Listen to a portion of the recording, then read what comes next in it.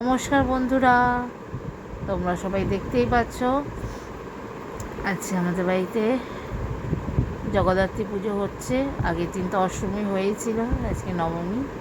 তো দেখো, আমিও এখানে একটু বসে আছি, স্নান টান করে একদম রেডি হয়ে গেছি। ভিডিওটা একদম ছোট্টর মধ্যে যাবে, তোমরা সবাই দেখো কিন্তু বন্ধুরা। আর এই দেখো, এই যে আমাদের আরতি এখন হয়ে গেল। ঈশ্বর সবার মঙ্গল করুক, সবাইকে ভালো রাখুক। এই যে আমাদের জগদ্ধাত্রী মা দুর্গা সবাইকে মঙ্গল করুক, সবার ভালো রাখুক। এরপর বন্ধুরা, এই যে আমি এখানে বসে আছি, যজ্ঞ কমপ্লিট হয়ে গেছে। আর আমাদের মাছ দান দিতে হয় নবমীতে। তো জগদ্ধাত্রী মাকে এই যে মাছটা দিয়েছি, দানে দিতে হয়। তো এই যে পুজো করা হচ্ছে।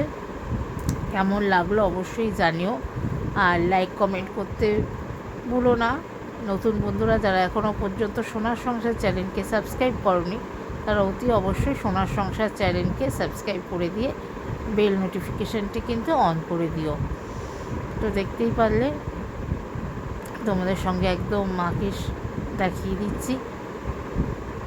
এই দেখো, জয় মা, সবার মঙ্গল করো মা, সবাইকে ভালো রেখো।